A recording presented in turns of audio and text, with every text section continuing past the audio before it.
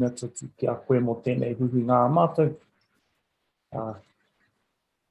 Tukuna mai tō wairua tapu hei manaaki, hei tiaki huki a mātou. Anei mātou e tuohu nei e muri tu aruaru. Ka tuku i tēnei inui i rungi ki ngō tō mātou kaiwhakura i Kraiti. Amen. Ai. Mōre nei te whānau, ngā memo o te kōmiti o te hiwa i te rangi. Nei ratu mihi mimi ki a koutou.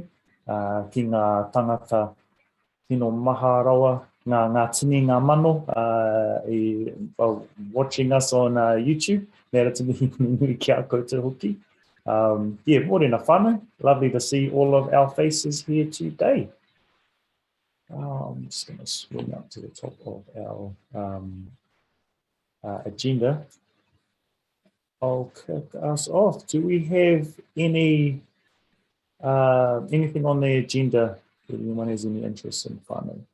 Mr. Chair, can I interrupt to say my apologies? Yes. I need to leave the meeting during the meeting.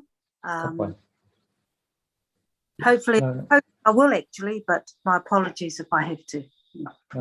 Thank you very much.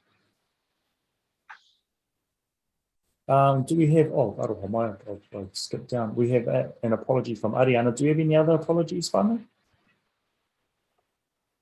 I'm sure our mate will be on his way sleeping.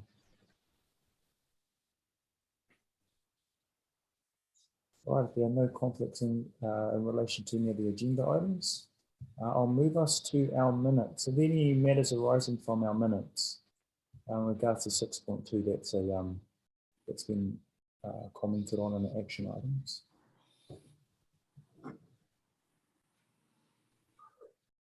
Yes, Madam Chair. Kia ora, mōrena, Kim. I'm not Madam Chair in this meeting. Oh, yes. Just on 6.1 at page 7, we had noted a request for a sort of broad-based recruitment report to be prepared for the board, and I was just checking that that's on an action report somewhere in the system. It was a recommendation that went through the board, Kim, I thought, and so it's on the board agenda for next week's meeting. That's great, thank you. Andy, I thought your hand was up. Oh yeah, it's just the reporting on those minus targets. I see it's in the action sheet. I just wondered what the actual was. Yeah. Was a typo? Yeah, I think that's corrected in this month's figures. Yeah.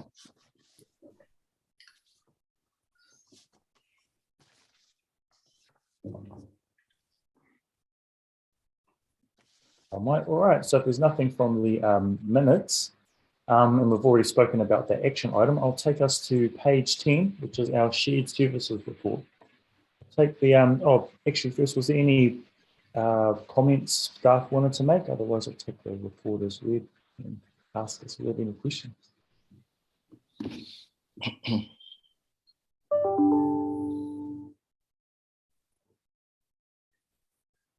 Any questions, Fana, in regards to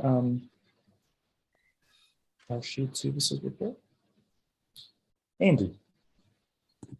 Yeah, the shortages of the nutritional supplements, is that critical, Jim? I mean, I'm sure there's patients that are quite dependent on them. Is there specifics supplements that we're not being able to get a hold of? Or? I don't know the exact details of that, Andy. I could find out more details. I'm sure alternative arrangements are being made, and it may be that they've come on stream again. I could find out quickly for you on that one. Thank you.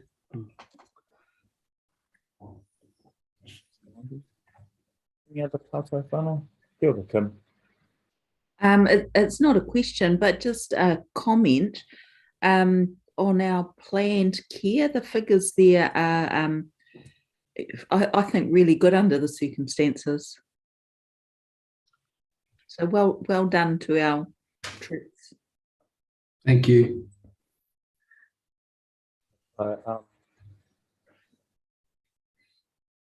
Awesome. Well, if we don't have anything else in regards to page 10, I'll shift us along to page 11, which is our medical surgical services report. Any questions or comment in regards to that, Andy? Sorry, just going backwards a little bit. I did have another one on the missed appointments there. I know last time I brought up was the possibility of having a neighbour or a friend or a family member or something being a text contact. I see the Maori text is still really, really low. And I was just wondering, as a solution, I mean, we won't be giving out medical information. It's just the appointment information, the possibility of having a friend, family, neighbour, someone as a text contact just to confirm appointments, if the issue is that the patients don't have phones.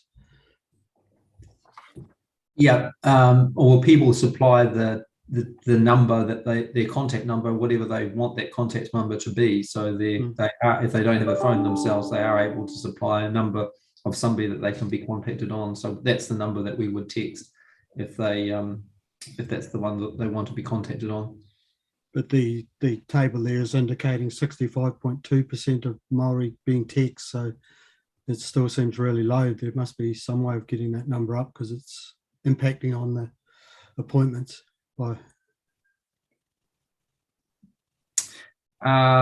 I think that is people who've been texted and haven't turned up for an appointment though, so they have actually been texted.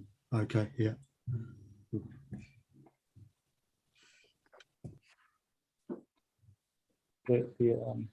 Andy, thank you for those replies there, Jim. Just back on page 11, do we have any other partai in regards to page 11 final?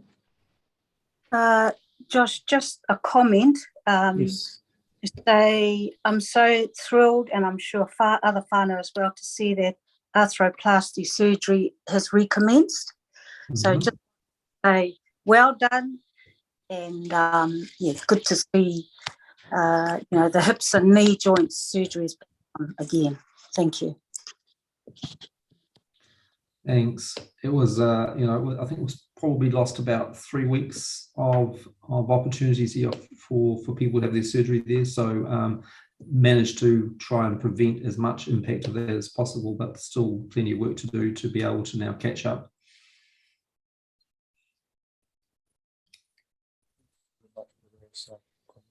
Do we have another partai, Andy, or your hand still up from last time? Okay. All right, I'll move us to page 12, Te Ara Maihuaha, our mental health and addiction services report.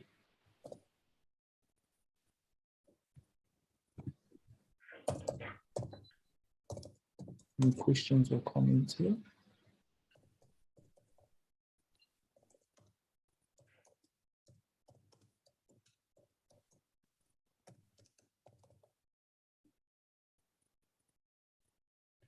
Andy? Yeah, I'm sure it's a capacity issue, but I'm just wondering, with the 100% of the South Harm referral centre service within 72 hours, that's 3 days. I just wondered if that was actually quick enough. There's probably capacity issues around that. If someone's in a self-harm situation, waiting 3 days seems like quite risky. They're triaged at the start, so there would be, I think that's a national target, but then we triaged at the start to make sure that anybody that's in very urgent need is seen straight away.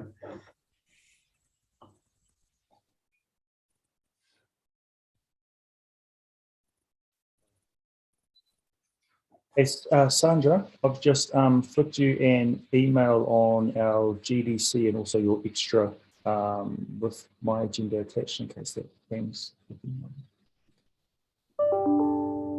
Yeah, thank you, Josh. No, Rachel and I have got it, Okay, got it under control. Yeah, no, I think it was just a filter thing at my end, but thank you. Okay. All right, okay. Morena Fraser, no my heart and my brother. Morena tātou. Any other questions in regards to page 12? I think for me, the overlaying things in regards to all of these services are the wider things which are already about to be addressed, which is around recruitment, and that's going to the board obviously, and also kind of a wider question about future COVID impact on us being able to deliver our services, which has also been addressed at hit the board as well, so which is great. And now we've kind of got this transition thing going on. I wanted to kind of speak to the elephant in our agenda, I guess. That those are kind of the two big things, and that we're actually managing those things and handling those at the moment. More so for us as the committee, because what I know of our committee is that we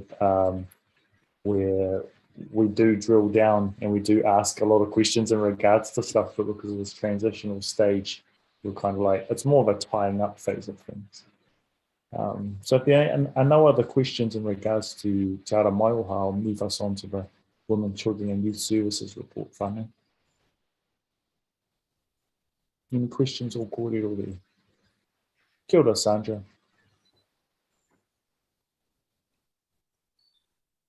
Thanks, Josh. My question was mainly around the split. I see we've specifically outlined a Delta variant response for your negative pressure rooms, etc., across paediatrics and maternity. Do we have an idea of what that split looks like across the incidence of COVID within the hospital or within those two departments at all? Like, are we talking, is it 20% Delta out of 100% cases of COVID, or I'm just wondering what the urgency is for those particular services. So just in relationship to, I'm not sure why Nikki's put Delta variant response there. If I'd noticed that, I would have removed it, because while Delta still cases, there are still Delta cases within the country, they are very rare. And another problem with that is we're just not testing enough people. We're doing PCR testing and then doing the test to see what variant it is to actually know how many cases there actually are. But we know very early on that our outbreak in Tairāwhiti was a Omicron outbreak of the BA2 variant.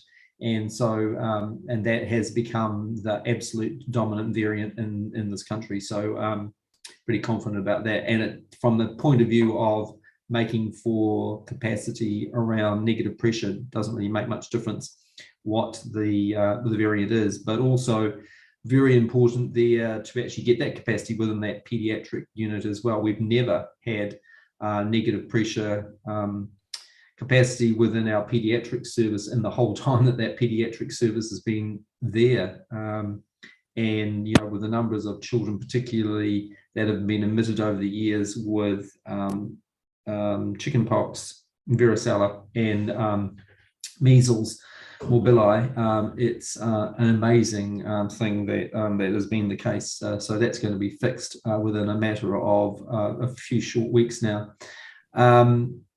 In terms of, so we are now as part nationally testing every person, PCR testing every person who's in hospital who's COVID positive on a RAT test.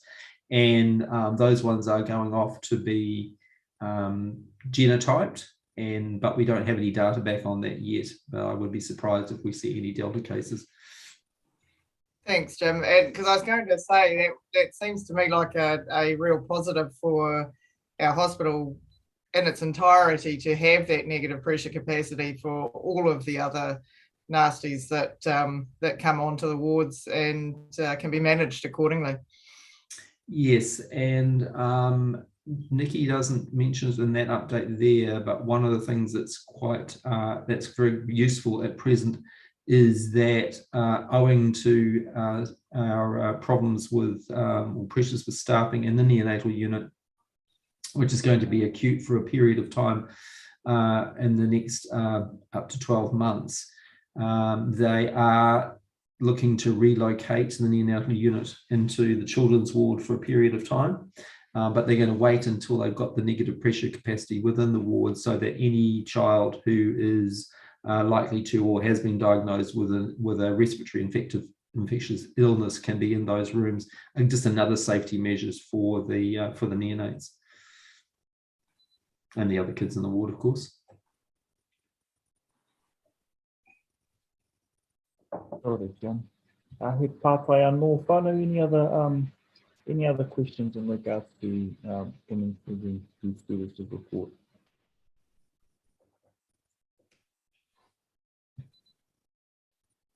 All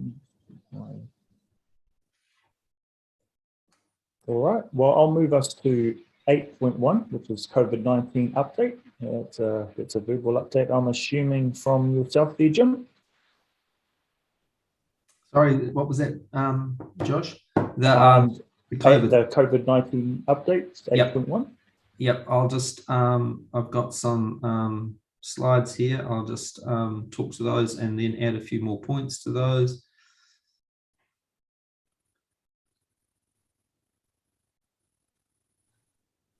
Everybody can see those.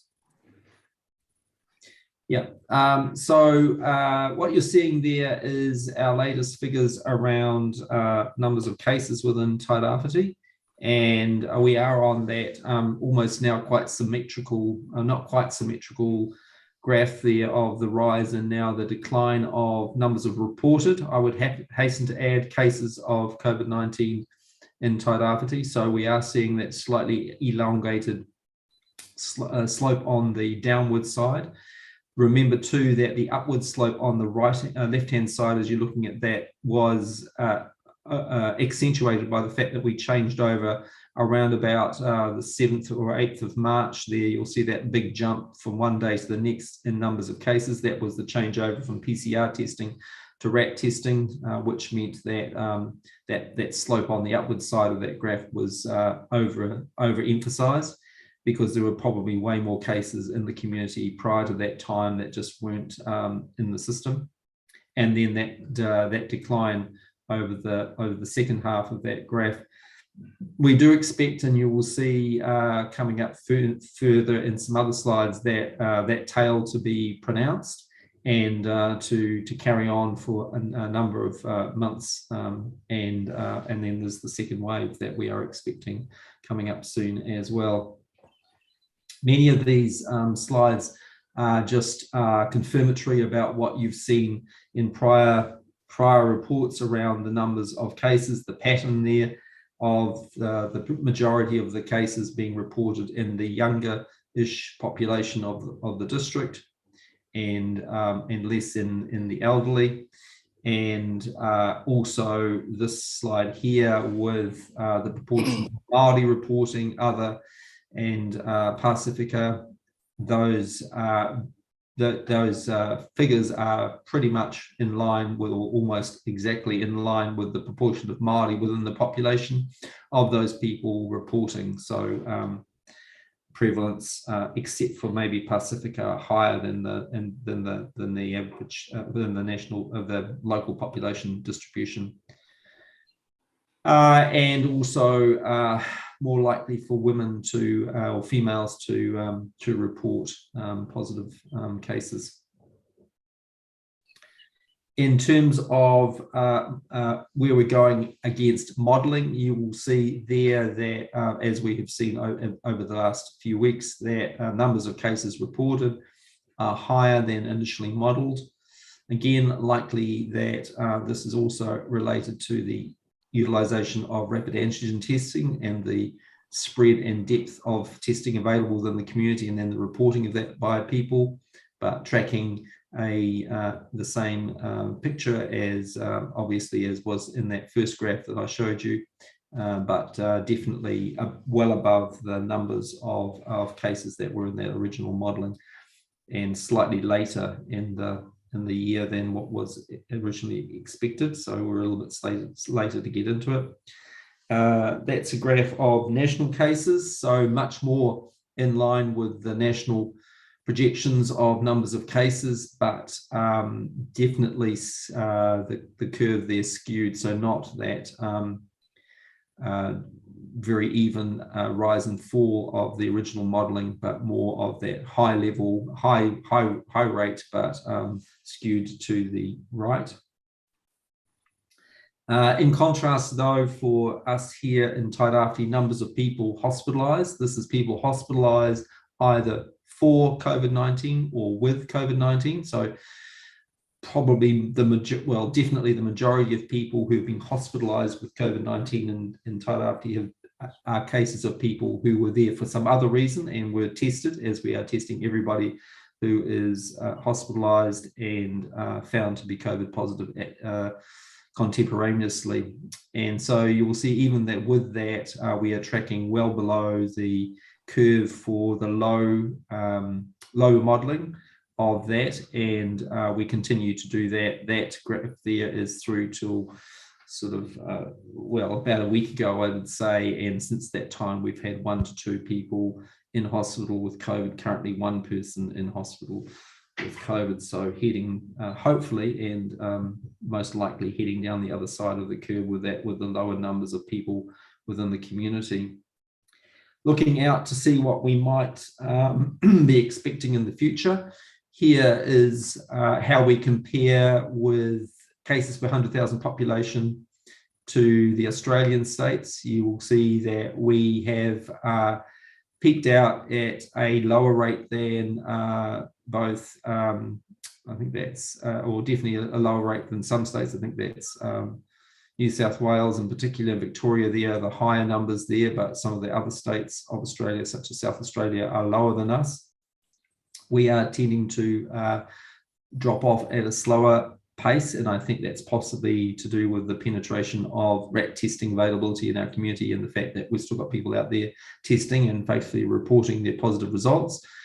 But do notice on the right there of that graph that there has been resurges in Australia. Just for your information, these graphs are all made so that it's the similar start date, so it's put on our time frame, but the Australian states are obviously ahead of us in terms of that, and that this is projecting that we would be moving into a resurgence if we follow that same pattern, which seems particularly consistent in Australia, around about late May, early June, that there would be a resurgence in Aotearoa. This is also looking at our confirmed cases per million population, and while this is also early data, again, it's standardizing that over a similar period of time, and you will see that our rates in this country similar to that in Australia, but we peaked out at obviously a later time than there, but you will see that some of those other countries have much higher rates, and I would be very suspicious of the rate in the United Kingdom, given the amount of testing that is probably going on in that country at present. And then something that is probably way more accurate is the number of fatalities per million population. And this is just comparing us with Australia, again, data only up until about the 3rd or 4th of April in this, but I know that we continue to track lower than Australia around fatalities per million population in the current outbreak. From a vaccination point of view, these are the figures that were put out on Thursday, so up until that period of time. What we are seeing now is the numbers of people coming forward for vaccination is quite a lot lower. So when we are having events, there are very much smaller numbers of people coming forward. That is in part because of the prevalence of the virus within the community and the fact that those people who have been who've had the virus cannot be vaccinated for 3 months until after they've recovered. And so that has reduced the numbers of people that are available to be vaccinated. And so we are accordingly having to modify the program. We've moved back to having one significant event per week in the weekend to encourage numbers of people, even those are not well attended. And then baseline activity through Kōwhai House, the iwi providers and pharmacies and general practices to enable those that are able to be vaccinated and coming forward over that period of time to be able to do that.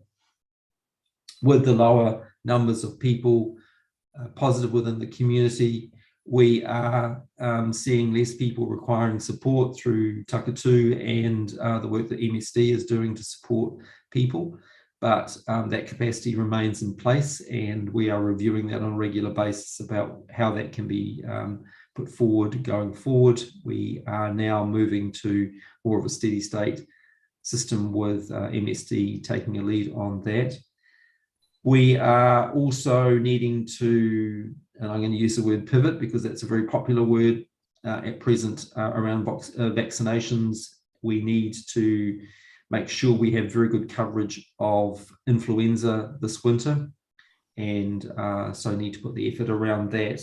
And we still have concern around the fact that that resurgence will likely occur when we're in the thick of winter illnesses in the country and in Tairāwhiti, and that will mean that we will have to be both wanting to make sure that our childhood immunisations are up to date again, and the measles vaccinations for the 15 to 30-year-olds.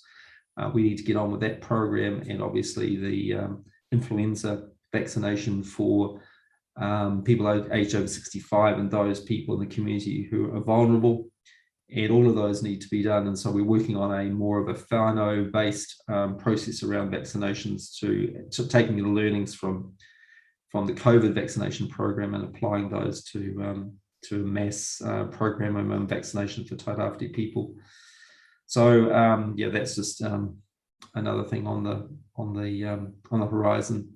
There is a lot of concern, national planning around winter planning this year, for the fact of likely coinciding of a resurgence and other viruses within the community, particularly RSV for children. We know that our mokopuna have not been exposed to RSV to any great extent for the last 2 to 3 years now. There was a bit of an outbreak towards the end of the winter last year. Are expecting that to be the same this year, so it's good that we'll have our negative pressure capacity available in pediatrics. Even better if our mokopuna aren't exposed to RSV. So again, wanting to make sure that those messages are out there for the community around people with respiratory symptoms, avoiding, if possible, contact with vulnerable people, including babies, young people in our community in the coming winter. It's going to be full on. So there is a national drive around winter planning. We've got our local winter planning, similar to the work that went on around capacity and preparation for COVID, and the meetings and the reviews that were done nationally around that. There's a similar program around winter planning, which we have to be prepared for by the end of this month with a plan in place, and then have that peer reviewed, and that same and similar program to happen around COVID. So a lot of effort around that. And Josh, just to mention too, while I'm thinking about it, that there is a national task force on planned care, and which has been set up, had their first meeting, and details around the program that they've got in place around our recovery systems around planned care as well. That's COVID update. Well, thank you very much there, Jim. I mean, yeah, the data speaks volumes to me, in terms of how much COVID transmission we have in our community in comparison to how much deaths, injury, hospitalizations we have. I mean, we prepared really, really well for Delta to come, and Omicron has come here, and the fruits of our preparation and our labor are apparent right now. So thank you very much for the data there, Jim. Andy, you have a pass on. So just before Andy, just to say that it's currently estimated around 20% of the population have had COVID-19 and have reported that, and then probably around about double that, so about 40% have in total have had it and have either not realised it or not tested or not reported. What I've found really interesting too, and my whanaunga Te Atu Rangi kind of exampled this at the start of our hui, is that even when people like myself, I thought I might have had it, and I tested myself and I didn't, and I tested myself again a few days later and I didn't. So we're still, even those people who aren't adding to the statistics of positive cases, there's still a chunk of our population out there who are kind of, testing ourselves too, which I find is really, really great. Very responsible way of being a community member in Te Tairāwhiti. But yeah, here we are, no. Andy, partai, brother. Yeah, thanks for that. It's a bit concerning seeing that resurgence there. I was just wondering, the Australian there that hasn't got a tail to it, I just wonder if we're expecting that to steepen or whether it's going to be a lot less. And the other question I've got is, within that resurgence, are there people coming through that have had COVID and are getting a second batch of it? Do we know? So we know that that from other countries that even are further ahead of Australia, that the second resurgence tends to be a lower peak, a lower and flatter peak than the initial Omicron outbreak. The other factor within this is that in Australia and in the UK, etc., those countries are experiencing an outbreak of the Omicron BA2 variant. Whereas in this country, we appear to have had our wave appears to have been a BA2 wave, in which case, not quite sure what that means going forward.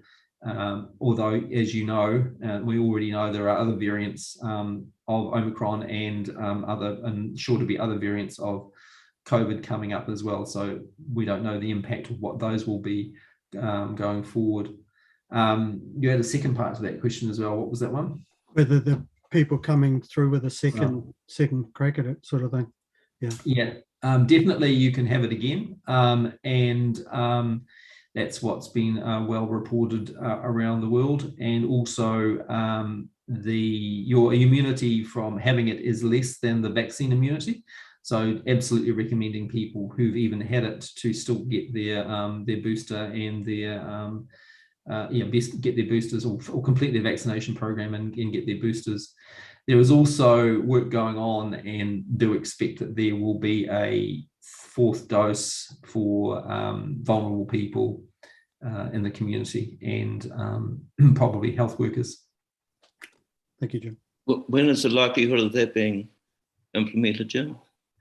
I don't know the exact timing for that, Tairāwhiti, but I would expect that there will be a decision made on that within the next 2 to 3 weeks as to if and when. Thank you.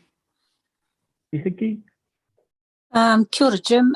Just a couple of questions. How long is the immunity to COVID if you've tested positive for COVID? Is it 3 months or 28 days, or is there anything in the research? I'm not sure. I think there is an official time frame for when or definitely, for instance, the fact that for 3 months you don't need, or you can't or don't need get your vaccinations in that period of time. So it's probably in the order of that. And we're talking waning. We're not talking about completely losing your immunity to the virus. So it's definitely a factor in that your immunity does wane over a period of time, but also different variants. There's different protection against the vaccine against different variants. Yes, and then my second question concerns the resurgence. So if it's less based on what's happened overseas, I mean, I can see, with us going into the orange traffic light, and people can now go to tangies, and so in my neck of the woods, our old people, we've kept to ourselves, we've kept isolated, we haven't gone out, and if we have, we've been really careful about wearing masks, etc., keeping distance, and I can expect to see that changing with our age group unless we reinforce the messages about please practice mask wearing, etc., etc. And then my second comment was, even though the resurgence might be less, is there still funding for providers like Takatū Hub, with the food parcels, etc.? If we're looking at, still having people having to go in isolation, still needing to be supported, etc. So for the first part, definitely all of us need to be more careful and responsive around respiratory illnesses. from going forward, whether that's Omicron or any other respiratory illnesses. We do expect there to be an influenza outbreak this year. The modelling around that is that it's possibly not going to be as prevalent as we might have thought. The Northern Hemisphere, I guess, because people are better now at controlling the spread of respiratory illnesses, has not been as badly affected as thought, but we're not taking any chances and wanting to make sure people are vaccinated here. And the variants that we've got for the vaccine here appear to be well matched to what has been spreading in the Northern Hemisphere and is now in the Southern Hemisphere. So definitely everybody, not just our elderly, needs to be much more careful around management of respiratory illnesses. So as you described, mask wearing, hand washing, distancing, and above all, making sure not going out and about and spreading the virus in work settings or the school or just out in the public and amongst the whānau. So that's a really important thing that we all have to take responsibility about. And I get involved in these things and forget the second part of the question, which was? It was about, with the resurgence, and money and funding for people who have food parcels, etc., the capacity. Yeah, so the responsibility for that has officially, I think this is correct, Ian, transferred to Ministry of Social Development from the 1st of April. So we're just having a discussion, or we're going to have a discussion about them around how that will work for Takatū because of the food packs there. 650 whānau so far in the stats have received food parcels through that, and some often more than one because of the size of the whānau involved, and those parcels are still very relevant and very important. So how do we maintain that as an ongoing response? Because while the numbers of daily cases of people reporting positive is around about 50 to 100 at present, there's still roughly around 10 to 20% of those people who are requesting support. So still an appreciable number on a daily basis of people who do still require that level of support to be able to effectively self-isolate over that period of time. So this is through Lillian Te Hau, who works for the council and covers of our COVID warriors and Tokomoto Bay, etc. So she's been really complimentary about MSD coming to the party with cash grants, and I think as long as that continues and as long as whānau can still access those food parcels, then I think we've got the infrastructure there to help whānau through that isolation period. Yeah, but she's very complimentary about how quickly MSD have responded to requests for cash grants. Yeah, they needed to scale up, and they did. It was like for all of us when these things, people started to plan. They had plans in place, but the sheer weight of numbers originally around that was difficult for MSD to work on. There was some quite prolonged waiting times for people to get through to their 0800 number, but they quickly rallied to put in additional capacity. So it's good to get that feedback that has been responsive for the community and made a big difference. And my final comment, and I'm happy to discuss this in the in committee part of the agenda, is if Hauora Tairāwhiti can reassure us that the systems and processes they have in place for people who have been diagnosed with COVID, who need to come into hospital for any other test or whatever that they usually have, can still get into hospital or, are stopped because they have COVID. And I'm happy to discuss this further in the next part. Yeah. No, I think it's a really important point to make. So I think we should talk about it now. So there is a clinical preference, not preference, or clinical advice for people not to undertake major procedures, surgical procedures, etc., at this time, if it can be avoided.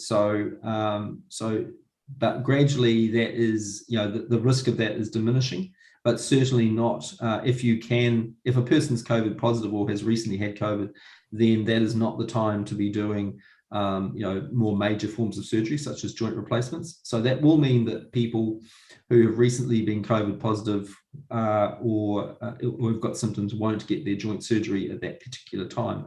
But we are not quite as obviously, as we've started doing joint surgery again, not as restrictive around trying to protect the system. And now we've got the capacity, we can scale up, and we're doing that. But there will be some delay for people who've got symptoms or who are COVID positive. Okay, my example relates more to whānau who have severe respiratory problems. Okay, and during COVID, we're not able to access the normal treatment, and because they're testing positive. And so as a last resort, if we got to that stage, we would have had to bring her in on ambulance to get into the hospital to get that treatment. Yep, sure. Yeah. Well, I think that without going into details on individuals, it would be important to just review what happened with people to make sure that we were confident around what we did. There should have been clinical decision making around the balance between the risk to that person and the need for that treatment. The other thing too to remember is we also now have got Paxlovid as a treatment for people in the early stages of COVID up to the first 5 days for those people who are most likely to be severely affected by the disease, and that is proven to be effective in reducing the effects of that. So for an example of a person with respiratory illness, if they did test positive, then they would be an absolute candidate for Paxlovid. All of the general practices and health practitioners are aware of the availability of Paxlovid now, and there's a supply available in Tairāwhiti across the whole rohe. So it's available for exactly that situation of somebody with severe complicating issues that may make them more at risk, and it does have an appreciable effect in reducing the risk for those people. Thanks, Jim. Thank you very much, Jim. Ka pai o pātai Auntie Hiki. Tim. Thank you, Josh. Jim, I'm just wondering if you can talk to us a bit about what actions we're taking to ensure that when the resurgence starts, late May maybe, that we will have the capacity to respond. I'm just very conscious that our teams have had a fairly unrelenting time. So just wondering if you can give us any signals about resting teams and ensuring they've got flu vaccinations and that kind of thing. Yeah. So all of those things that you're describing are parts of the winter planning that we've got in place to try and do our best around in the coming period of time. If you're anywhere near Hauora Tairāwhiti this week, you'll discover that there's hardly there's a large proportion of staff are actually away on leave, it being school holidays, and the coincidence of the holiday weekends has meant we've got a lot of staff away trying to catch up on leave, get a decent break now, because you're quite right, they are going to need that in the weeks to come over the winter. At the same time, though, it's a balancing act, and this is one of the pieces of work that National Plan Care Task Force are considering. How do we balance that between the sheer fact that people are in need of a decent break, especially before winter, and that for many of our whānau who have their roots in the Northern Hemisphere or in other countries, not just the Northern Hemisphere, they haven't been able to connect up with their family members for some up to 3 years now in person. And with the opening of the borders, this is going to be an opportunity for them. So how do you also map that into what you're doing over the following months? So these are all compounding factors, and as we're going to be reporting through to the board next week, we do have significant vacancies in some areas in particular, and so that is another complicating factor in being able to prepare for winter and keep going on planned care, or not just keep going, but try and catch up on planned care, and winter in general. But then on top of that, the virus and the other possible increases due to the borders being open. It's a juggling act. Thank you very much for that there, Jim. Do we have any other pātai whānau? Thank you very much for that comprehensive information there, Jim. I really appreciate that. If there are no other pātai, then I will resolve to move us into public excluded. But prior to turning off the live stream, I want to thank all of the thousands of people that tune in to watch our committee hui on YouTube. Also want to thank staff and the committee members for our participation in the public sector or section of this committee meeting. So I'll move us formally into public